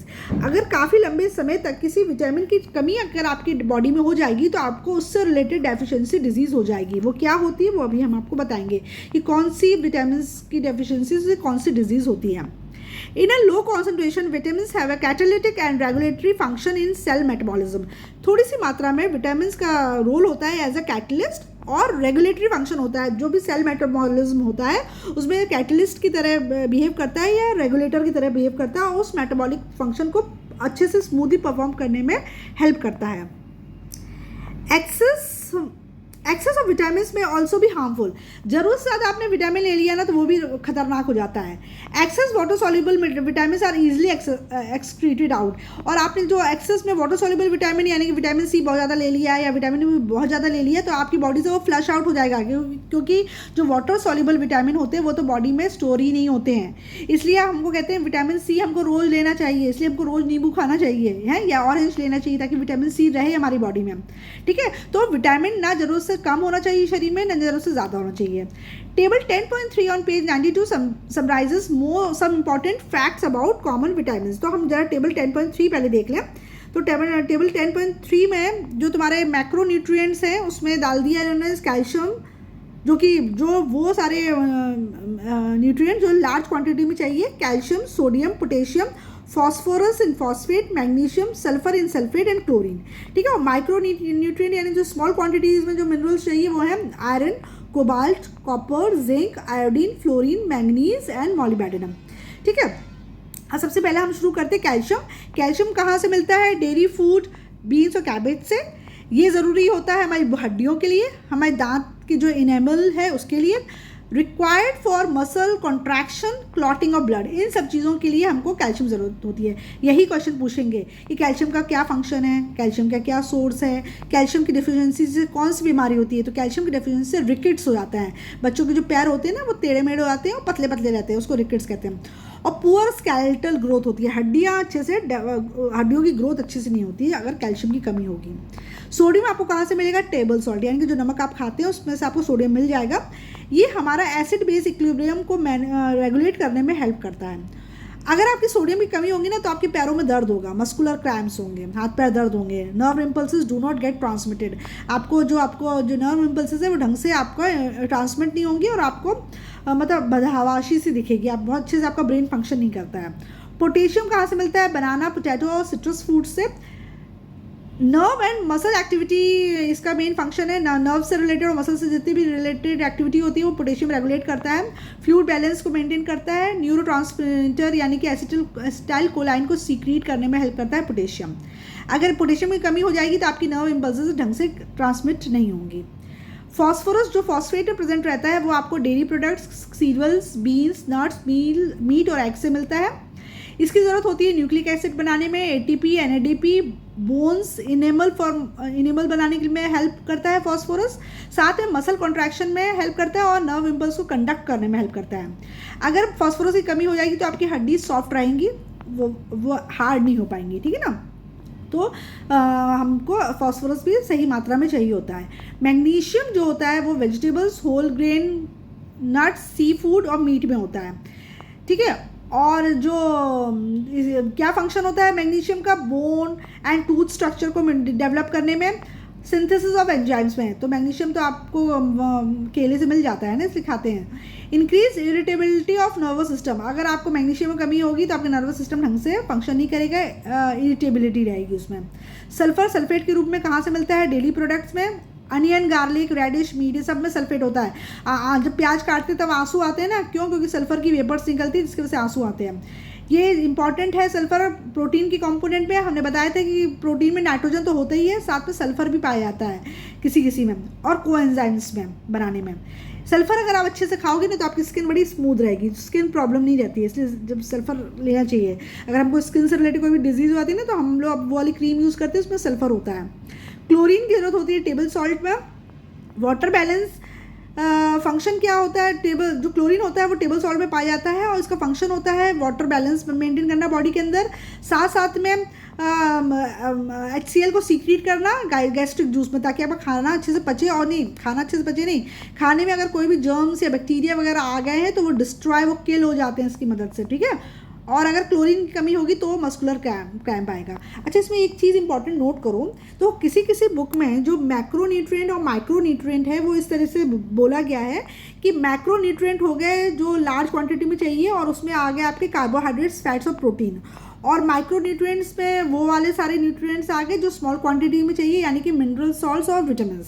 लेकिन जो सेलिना की बुक है उसमें माइक्रो न्यूट्रिएंट्स इन्होंने मिनरल्स के हिसाब से बताया है, एलिमेंट्स के हिसाब से बताया है।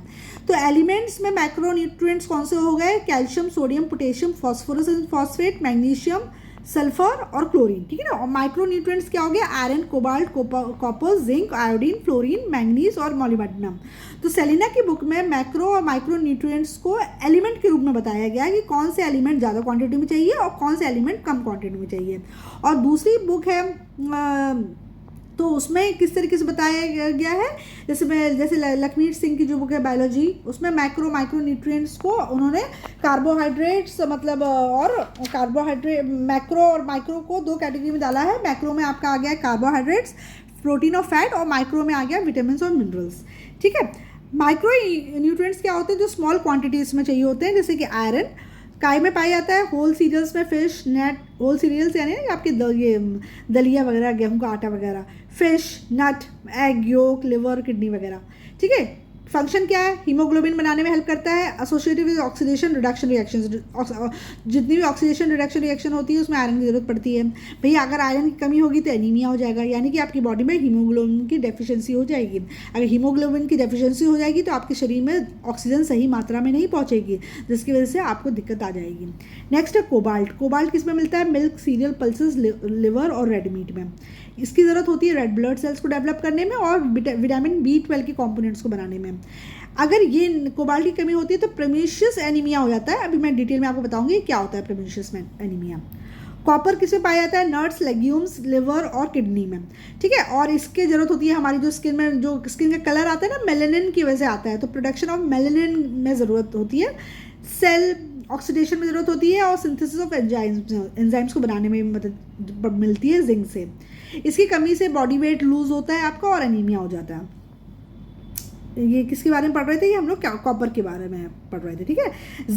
जिंक पाया जाता है cereal, pulses, nuts, meat, liver oil में। इसकी ज़रूरत होती है एंजाइम्स बनाने में, कार्बन डाइऑक्साइड का ट्रांसपोर्टेशन में हेल्प करता है ब्लड के द्वारा। क्या अगर आयोडीन की कमी हो जाएगी तो रिटार्डेड ग्रोथ हो जाएगी, स्किन में लेसन्स यानी कि तुम्हें थोड़े बहुत दाने आने आ जाएंगे और एल्बिनिज्म की शिकायत हो जाएगी। आयोडीन क्या में पाया जाता है, आयोडीन आयोडाइज सॉल्ट में पाया जाता है, वाटर में और सी फूड में पाया जाता है। ये इंपॉर्टेंट कंपोनेंट है थायरॉक्सिन हार्मोन का, जो कि थायराइड ग्लैंड सीक्रेट करता है। अगर आपके खाने में आयोडीन नहीं होगा तो ग्वाइटर या क्रेटिनिज्म की शिकायत आ जाती है बच्चों में, यानी कि पुअर मेंटल और फिजिकल ग्रोथ होती है, ठीक है। इसको हम डिटेल में फिर हम लोग क्या जो एंडोक्राइन ग्लैंड्स होते हैं ना उसमें पढ़ते हैं ग्वाइटर और क्रेटिनिज्म के बारे में। अभी तो आपसे इतना याद रखो कि आयोडीन की कमी से ये हो सकता है ग्वाइटर और क्रेटिनिज्म। फ्लोरीन वाटर और मिल्क में पाया जाता है, ये जरूरी नहीं होता है टूथ एनिमल को बनाने में और बोन्स को बनाने में। और अगर ये फ्लोरीन की कमी हो जाएगी तो दांत आपके सड़ने लगते हैं, कीड़ा लग जाता है, डेंटल डिके, कैविटीज हो जाती हैं दांतों में।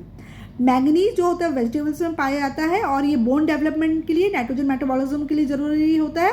पुअर बोन डेवलपमेंट होती है अगर मैंगनीज की कमी हो जाती है। और मोलिब्डेनम जो होता है वो पल्सेस में, सीरियल्स में और मीट में मिलता है और ये नाइट्रेट को एसिमिलेट करने में हेल्प करता है, मतलब नाइट्रेट से एनर्जी रिलीज करने में हेल्प करता है मोलिब्डेनम। और अगर इसकी कमी होगी तो आपकी ग्रोथ में स्लाइट रिटार्डेशन यानी कि कमी देखने को मिलेगी। तो ये तो थे आपके इंपॉर्टेंट मैक्रो और माइक्रो न्यूट्रिएंट्स और इनकी फंक्शन क्या होते हैं, कौन से खाने में पाए जाते हैं और क्या डेफिशिएंसी डिजीज होती है, वो हमने डिस्कस किया। अब लास्ट हम कॉम्पोनेंट फूड का डिस्कस करने वाले हैं, वो कि वाटर, जो कि बहुत ज़्यादा इंपॉर्टेंट होती है। शरीर में पानी की कमी नहीं होनी चाहिए, क्योंकि शरीर में पानी जो होता है वो बहुत इंपॉर्टेंट होता है। Water is indispensable, about 2/3 of our body weight is water. हमारे शरीर का 2/3 जो वेट होता है वाटर से ही आता है। क्यों, वाटर बहुत इंपॉर्टेंट है हमारी बॉडी के लिए, बहुत सारे फंक्शन करता है। पहले it act as a solvent in the body for thousands of substances both organic and inorganic. हमारी बॉडी में बहुत सारे हज़ारों ऑर्गेनिक और इनऑर्गेनिक सब्सटेंस हैं जो कि डिजॉल्व भी होते हैं पानी में। अगर पानी की कमी हो जाएगी तो ये डिजॉल्व काय में होंगे, जब डिजॉल्व ही नहीं होंगे तो हमारी बॉडी में एब्जॉर्ब नहीं होंगे और अपना फंक्शन परफॉर्म नहीं कर पाएंगे, राइट। तो ऑर्गेनिक और इनऑर्गेनिक सब्सटेंसेस को डिजॉल्व करने के लिए वाटर एज अ सॉल्वेंट चाहिए। नेक्स्ट, डाइजेस्टिव जूस प्रोड्यूस करता है ना। डाइजेस्टिव जूस में जो मेन कंपोनेंट क्या है, पानी है। तो पानी नहीं होगा तो डाइजेस्टिव जूसेस नहीं बनेंगे, डाइजेस्टिव जूसेस नहीं बनेंगे तो आपका खाना डाइजेस्ट नहीं होगा ढंग से। Next, it helps in the transportation of digested food and oxygen through out the body. हमारी पूरी बॉडी में डाइजेस्टेड फूड और ऑक्सीजन को ट्रांसपोर्ट करने में भी पानी हेल्प करता है, क्योंकि ब्लड का भी मेन कंपोनेंट वाटर है, right. It is used in the excretion of soluble waste. उसी तरीके से शरीर से एक्सक्रीटरी सब्सटेंसेस को बाहर निकालने के लिए भी पानी हेल्प करता है, भले ही वो चाहे यूरिन के रूप में निकाले, चाहे स्वेट के रूप में निकाले, टीयर्स के रूप में निकाले, है ना, या फिर डाइजेस्टिव सिस्टम में वो फीकल मैटर के थ्रू निकाले, वाटर तो चाहिए। It is involve in the maintenance of body temperature. Body के टेम्परेचर को रेगुलेट करने के लिए, मेंटेन करने के लिए पानी की बहुत ज़रूरत है, क्योंकि पानी का पता है आपको कि पानी की स्पेसिफिक हीट कैपेसिटी बहुत ज़्यादा होती है। तो हमारी बॉडी के अंदर वो एक ऑप्टिमम टेम्परेचर रखता है ना। और जब बहुत ज़्यादा हमको हीट बढ़ जाती है तो पसीने के रूप में हमारा ये पानी बाहर आता है और साथ में हीट भी बाहर कर देता है, ताकि हमारे बॉडी के अंदर का इंटरनल टेम्परेचर मेंटेन किया जा सके, ताकि सारे ऑर्गन अच्छी तरीके से फंक्शन कर सकें। Loss and replacement. Water is regularly lost from the body through sweat, urine and as water vapour in breath. पानी हमारे शरीर से लगातार लूज होता रहता है, पसीने के रूप में, यूरिन के रूप में, या वाटर वेपर जो हम सांस छोड़ते हैं उसमें वाटर वेपर के रूप में। इसलिए आपको बार बार पानी पीना चाहिए। ऐसा नहीं है, बहुत से लोग पानी पीना भूल जाते हैं, भाई ये क्या बात हुई, पानी तो हमको पीना चाहिए, थोड़ा थोड़ा पानी हमको सिप करते रहना चाहिए। Therefore it must be constantly replace, ताकि आपके शरीर में पानी की कमी ना हो। The liquids we drink and our food such as fruit and vegetable which we eat supply water to the body, still we should drink sufficient water every day. हालांकि जो खाना हम खा रहे हैं या जो लिक्विड पी रहे हैं, चाय पी रहे हैं, दूध पी रहे हैं, उसमें तो हमको पानी मिल जाता है, लेकिन हमको अलग से भी पानी पीने की हैबिट डालनी चाहिए। भैया बहुत से लोग तो ऐसे होते हैं जिनको अलार्म लगाना पड़ता है, बहुत से लोगों को पानी इतना कम पीने की आदत होती है।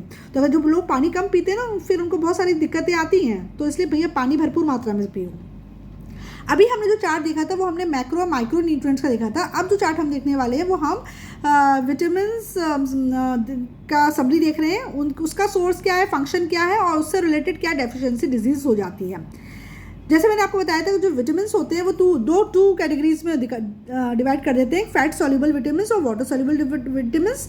जो फैट सॉल्युबल होते हैं वो फैट में डिजॉल्व होते हैं और हमारी बॉडी में जो स्टोर हो जाते हैं लंबे समय के लिए। लेकिन जो वाटर सॉल्युबल विटामिन्स होते हैं वो जो वाटर में ही डिजॉल्व होते हैं और ये हमारी बॉडी में स्टोर नहीं होते, ये निकाल दिए जाते हैं, फ्लश आउट हो जाते हैं। वाटर सॉल्युबल विटामिन्स में विटामिन ए, डी, ई और के आता है। विटामिन ए को रेटिनॉल बोलते हैं, डी को कैल्सिफेरॉल बोलते हैं, ई को टोकोफेरॉल बोलते हैं और के को हम फाइलोक्विनोन बोलते हैं। जो रेटिनॉल होता है वो butter, egg, yolk, liver, milk, carrot, leafy green vegetables, yellow fruit, fish, liver oil में पाया जाता है। जो डी होता है वो fish liver oil, milk, egg produced by ultraviolet rays in the skin, है ना। इसलिए हम कहते हैं कि धूप में बैठना ज़रूरी है। धूप में बैठेंगे तो हमारी स्किन ऑटोमेटिकली विटामिन डी बना लेती है, इसलिए बहुत ज़रूरी होता है थोड़ी देर धूप में रहना। अगर नहीं तो भैया फिश खाओ, फिश लिवर ऑयल खाओ, मिल्क खाओ, पियो, एग खाओ। जो विटामिन ई होता है वो मीट, मिल्क, होल व्हीट में होता है। जो विटामिन के होता है वो लीफी ग्रीन वेजिटेबल्स में होता है, स्पेशली कैबेज और स्पिनच में है। और हमारे इंटेस्टाइन में भी विटामिन के सिंथेसाइज होता है। तो जैसे हमने पढ़ा था कि कुछ विटामिन होते हैं हमारी बॉडी खुद सिंथेसाइज करती है, उसमें विटामिन डी और विटामिन के एग्जाम्पल है। अच्छा, अब विटामिन ए का मेन फंक्शन क्या है?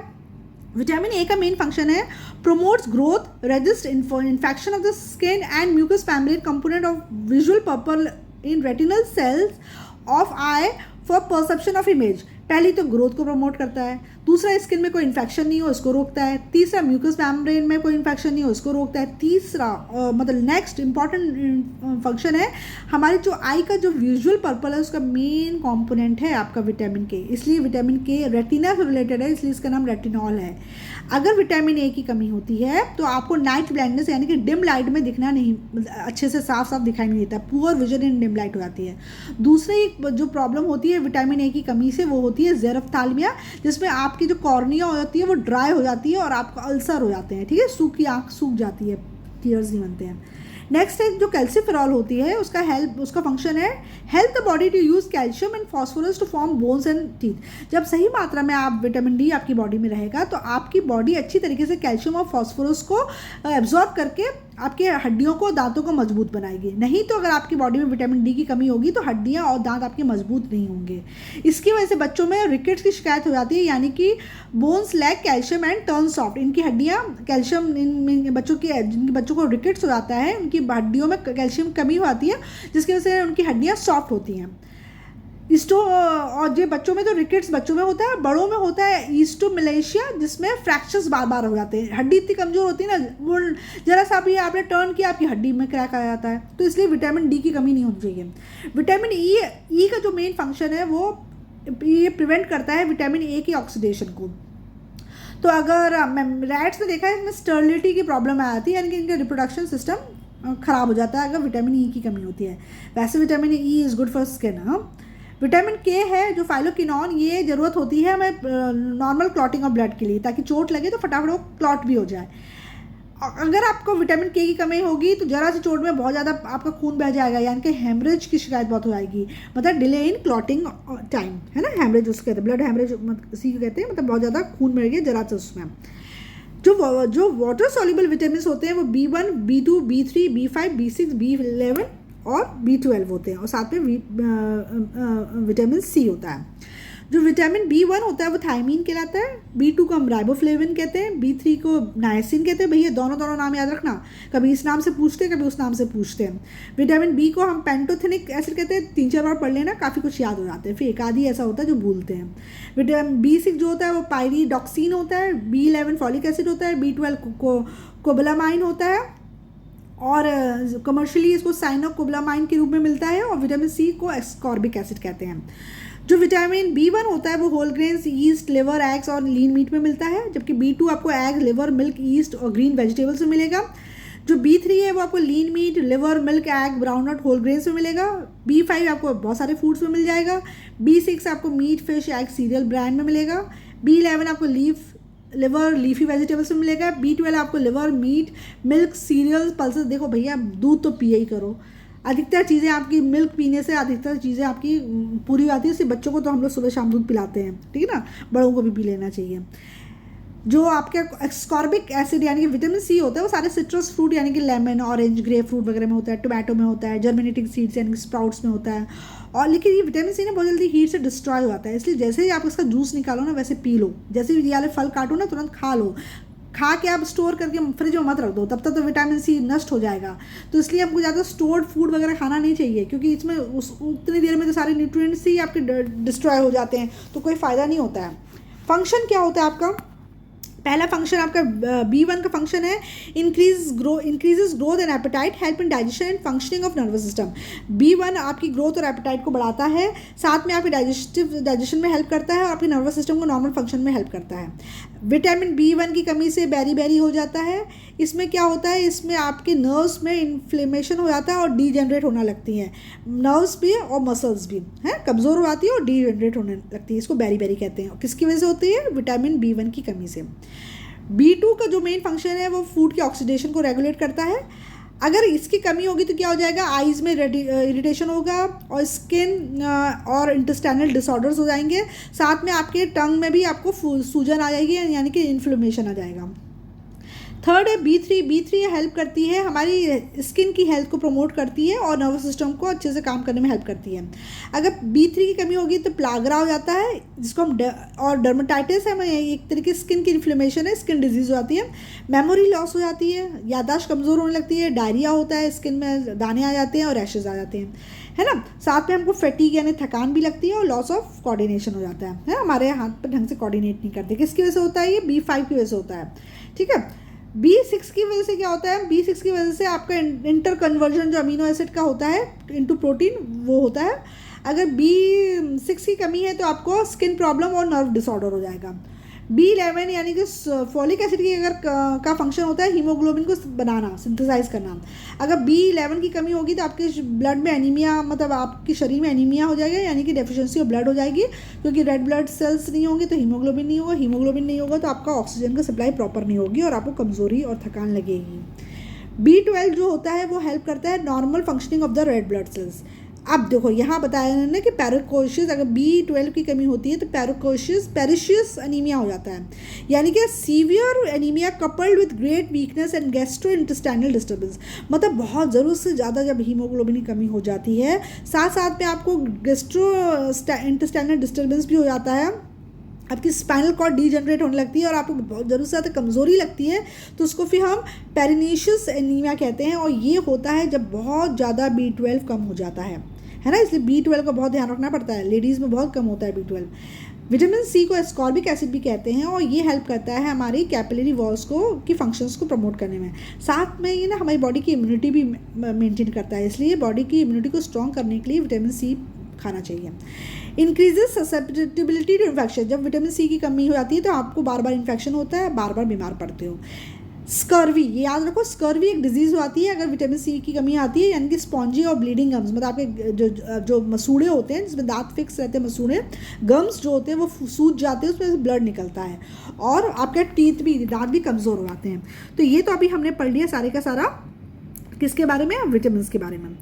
अब जैसे मैंने आपको स्टार्टिंग में बताया था कि आपको ये बैलेंस डाइट का मेन्यू होता है एक एडल्ट में, ठीक है, जो मॉडरेट फिजिकल वर्क कर रहा है, थोड़ा थोड़ा जो हम लोग घर के काम करते हैं और एक मॉडरेट लाइफस्टाइल जीते हैं, तो एक वेजिटेरियन एडल्ट के लिए ये डाइट है, नॉन वेजिटेरियन एडल्ट के लिए ये डाइट है। तो आप अगर इस चार्ट को पढ़ लोगे तो आपको पता चल जाएगा कि लगभग आपको कितना खाना चाहिए, है ना। अगर हम 12 कंपोनेंट्स यूज़ करें फूड के, तो सीरियल यानी कि राइस और व्हीट एक वेजिटेरियन व्यक्ति को 350 ग्राम पर डे ज़रूरत होती है, जबकि नॉन वेजिटेरियन को भी 350 चाहिए। दाल वेजिटेरियन 90 लेगा, नॉन वेजिटेरियन वाला 60 लेगा, क्योंकि जो वेजिटेरियन वाले को दाल इसलिए ज़्यादा चाहिए क्योंकि वो मीट और फिश नहीं खाएगा, जबकि नॉन वेजिटेरियन वाला इसको रिप्लेनिश कर लेगा मीट से, यानी कि 50 ग्राम मीट चल जाएगा उसको। मिल्क वेजिटेरियन वाला मिल्क 300 ग्राम पर डे ले सकता है, नॉन वेजिटेरियन वाला 100। वेजिटेबल्स जो होती है दोनों को 100 ग्राम पर डे चाहिए। पोटैटोज दोनों को 75 ग्राम पर डे चाहिए। ग्रीन लीफी वेजिटेबल भी दोनों को 100 ग्राम चाहिए पर डे। एग जो वेजिटेरियन है वो तो नहीं लेगा, लेकिन नॉन वेजिटेरियन वाला एक एग दिन में खा सकता है। फैट और ऑयल वेजिटेरियन वाले को फैट थोड़ा सा ज़्यादा यानी कि 50 ग्राम पर डे चाहिए, फिर नॉन वेजिटेरियन वाले को 40 ग्राम पर डे में चल जाएगा काम। शुगर दोनों 40 ग्राम पर डे ले सकते हैं। लेमन दोनों को एक एक लेना चाहिए ताकि विटामिन सी की कमी नहीं हो, क्योंकि आपको पता है विटामिन सी जो होता है या वाटर सॉल्युबल जो विटामिन होते हैं वो एब्जॉर्ब नहीं होते, इसलिए आपको डेली चाहिए पड़ते हैं। साथ में सीजनल फ्रूट यानी कि मैंगो, गुआवा, एप्पल, ऑरेंज में से कोई भी जो सीजनल का फ्रूट है वो एक पीस आप खा सकते हैं, यानी करीब 25 मिलीग्राम, राइट। तो ये है। और सेल्यूलोज तो हम पढ़ ही चुके हैं, importance of cellulose in our diet, क्योंकि सेल्यूलोज क्या होता है हमारी बॉडी में अनडाइजेस्टेबल रहता है और वो रफेज प्रोवाइड करता है। तो जितने भी फ्रूट्स हैं, वेजिटेबल्स हैं या जो भी सीड्स हैं, आप ग्रेन्स हैं जिनके आपने छिलके नहीं उतारे हैं, उनको अगर आप अपने खाएं तो आपकी बॉडी में भरपूर मात्रा में रफेज मिलेगा। रफेज हेल्प करता है आपके इंटेस्टाइन में फूड को अच्छे से ईजिली मूव करने में। साथ साथ में जो डाइजेस्टिव ट्रैक है उसमें अच्छे से सीक्रेट होते हैं डाइजेस्टिव जूसेस, जिसकी वजह से आपका खाना बहुत अच्छे से डाइजेस्ट होता है और आपकी बॉडी से कोलेस्ट्रॉल निकालने में भी हेल्प करता है। साथ साथ में कोलेस्ट्रॉल के साथ साथ टॉक्सिन्स भी फ्लश आउट कर देता है। अगर आप अच्छी क्वांटिटी में रफेज खाते हैं तो आपकी बॉडी में कॉन्स्टिपेशन नहीं होगा और आपका बॉडी में जो आपको जो मोशन होगा वो बहुत अच्छे से क्लियर हो जाएगा। Salad, green vegetables, whole food में यानी कि सच एस गुआवा वगैरह में रफेज होता है, तो गुआवा आपको उसको सीड के साथ खाना चाहिए, राइट। तो इस चैप्टर में लगभग इतना ही है, ये नहीं एक टॉपिक और बचा है। Overall view of the role of nutrients in our body. हमारे बॉडी में अगर ओवरऑल व्यू देखा जाए तो कार्बोहाइड्रेट की जरूरत क्या होती है, ऑक्सीडेशन के लिए, ताकि एनर्जी रिलीज किया जा सके in the form of heat और एटीपी। जो फैट है वो एनर्जी रिलीज करने के लिए भी हेल्प करता है, साथ में हमारी बॉडी की बिल्डिंग और रिपेयर में भी हेल्प करता है और प्रोडक्शन ऑफ हार्मोन्स और एंजाइम्स में भी हेल्प करता है। जो प्रोटीन होता है वो बॉडी बिल्डिंग में ही हेल्प करता है। वाटर जो होता है वो बॉडी बिल्डिंग में हेल्प तो करता है ही, साथ साथ में हमारे बॉडी की बहुत सारे प्रोसेस को रेगुलेट करने में हेल्प करता है। जो मिनरल सॉल्ट्स होते हैं वो बॉडी बिल्डिंग में हेल्प करते हैं, ताकि साथ साथ में बॉडी के वेरियस प्रोसेस को रेगुलेट करने में हेल्प करते हैं, जबकि जो विटामिन होते हैं वो सिर्फ बॉडी के मेन प्रोसेस को रेगुलेट करने में हेल्प करते हैं। अब बहुत इंपॉर्टेंट डेफिनेशन है बैलेंस डाइट की। ये बैलेंस डाइट की डेफिनेशन आती है रट लो सो। A balanced diet is one which contains all the principal constituent of food in proper quantity। बड़ी सिंपल सी डेफिनेशन है। बैलेंस डाइट वो डाइट होती है जिसमें सारे के सारे प्रिंसिपल कॉन्स्टिट्यूएंट प्रॉपर क्वांटिटी में फूड में प्रेजेंट रहते हैं। Balance diet is one which contains all the principal constituents of food in proper quantity. तो कोई भी चीज़ आपको प्रॉपर क्वांटिटी में खाना है, ना ज़रूर से ज़्यादा ना ज़रूर से कम। One special aspect of balance diet is the sufficient number of calories which it will provide. जो बैलेंस डाइट होती है वो सफिशिएंट नंबर ऑफ कैलोरीज देती है। कैलोरी मतलब क्या होती है, calorie is the amount of heat required to raise the temperature of 1 gram of water by 1 degree Celsius. अगर हम कैलोरी की डेफिनेशन देखें तो कैलोरी मतलब होता है कितनी हीट दें हम 1 ग्राम ऑफ वाटर को ताकि उसका टेम्परेचर 1 डिग्री सेल्सियस बढ़ जाए, उसी को एक कैलोरी कहते हैं हम। In considering the energy value of foods, जो हम फूड के एनर्जी वैल्यू को कंसिडर करते हैं तो कैलोरी की जगह हम टर्म यूज़ करते हैं किलो कैलोरी, और एक किलो कैलोरी में 1000 कैलोरीज होती हैं, right. If the daily intake of food does not provide sufficient calorie, a person would lose weight as it rapidly happens during fasting. अगर आप रोज सफिशिएंट अमाउंट में कैलोरीज नहीं लोगे तो आपकी बॉडी वेट लूज करेगी और आप पतले होते जाओगे। जैसे फास्टिंग में ऐसा होता है ना कि हमको सफिशिएंट अमाउंट में कैलोरीज नहीं मिलती है, जिसकी वजह से हम अगर फास्टिंग करते हैं तो हमारा वेट लूज हो जाता है, हम पतले हो जाते हैं। In that situation the existing food store of the body are oxidise and the capacity for work is reduce. तो जब हम फास्टिंग करते हैं और प्रॉपर अमाउंट में खाना नहीं खाते तो ऑलरेडी जो हमारी बॉडी में फैट के रूप में खाना स्टोर है वो ऑक्सीडाइज होकर एनर्जी रिलीज होता है, और जब फैट का पोर्शन कम होने लगता है तो हम क्या हो जाते हैं, पतले दिखने लगते हैं। Calorie requirement of different people, अलग अलग लोगों की कैलोरी रिक्वायरमेंट क्या है। एक एडल्ट लेबरर है, मतलब मजदूर है, काफ़ी फिजिकल लेबर करता है ना, इसको पर डे 3500 किलो कैलोरी चाहिए, है ना, काफ़ी हाई रिक्वायरमेंट होती है। एक क्लर्क है या जो ऑफिस में काम कर रहा है दिन भर बैठा बैठा, उसको पर डे 1800 से लेकर 2500 किलो कैलोरी चाहिए। एक छोटा बच्चा है करीब 6 साल का, उसको 1100 किलो कैलोरी चाहिए पर डे एनर्जी। एडल्ट है जो आराम कर रहा है दिन भर, उसको 1600 कैलोरी पर डे चाहिए। एक वीमेन है जो कंप्लीटली रेस्ट पर है, बेड रेस्ट पे, उसको 1450 किलो कैलोरी चाहिए। लेकिन हम लोग इससे कहीं ज़्यादा कैलोरीज कंज्यूम करते हैं, जिसकी वजह से आजकल अपने इंडिया में भी ओबेसिटी की शिकायत हो रही है। दूसरी इंपॉर्टेंट डेफिनेशन जो पूछी आती है चैप्टर से वो है माल न्यूट्रिशन। माल न्यूट्रिशन का मतलब क्या होता है? Malnutrition is the condition in which a person suffers due to lack or deficiency of one or more essential elements of food. Malnutrition वो कंडीशन है जिसमें कोई भी व्यक्ति को किसी एक इंपॉर्टेंट एसेंशियल एलिमेंट्स की डेफिशिएंसी या डेफिशिएंसी हो जाती है, कमी हो जाती है ना। तो किसी पोषक तत्व की कमी जब शरीर में हो जाती है तो उसको माल न्यूट्रिशन कहते हैं। मतलब या तो आपके बॉडी में कार्बोहाइड्रेट अच्छे से नहीं है, या प्रोटीन या फैट या तीनों नहीं है, या विटामिन मिनरल्स आप नहीं खा रहे हो प्रॉपरली, तो इसको माल न्यूट्रिशन कहते हैं, राइट। प्रोग्रेस चेक, तो डिफाइंड माल न्यूट्रिशन ऊपर ही डेफिनेशन है, इसको लर्न कर लो। नेक्स्ट इन्होंने कैटेगराइज करो उसको कार्बोहाइड्रेट्स और प्रोटीन्स में, है ना। तो सेल्यूलोज स्टार्च कार्बोहाइड्रेट्स हो गए हैं, एग एल्ब्यूमिन प्रोटीन हो गया, मिल्क भी आपको प्रोटीन हो गया, पी भी आपको प्रोटीन हो गया, ग्लाइकोजन और केन शुगर आपको कार्बोहाइड्रेट हो गए। नेक्स्ट है third, what is the approximate requirement of calorie for the following. Just अभी हमने पढ़ा फिजिकल लेबर को 3500 किलो कैलोरी चाहिए, एक 6 ईयर्स वाले को कितनी चाहिए थी आपको, 1100 किलो कैलोरी चाहिए, एक एडल्ट वीमन को 1450 किलो कैलोरी चाहिए। तो ये प्रोग्रेस चेक है। तो इसके बाद ये टॉपिक पूरी तरीके से कंप्लीट हो गया है। आई होप ये चैप्टर आपको अच्छे समझ में आ गया है। इस पे बेस्ड जो क्वेश्चन है वो आप लगा के देखो, अगर कोई डाउट आता है तो आप कमेंट सेक्शन में डाउट पूछ सकते हैं। और अगर आपको मेरा समझाना अच्छा लग रहा है तो please like share and subscribe my YouTube channel learning is fun. Thank you.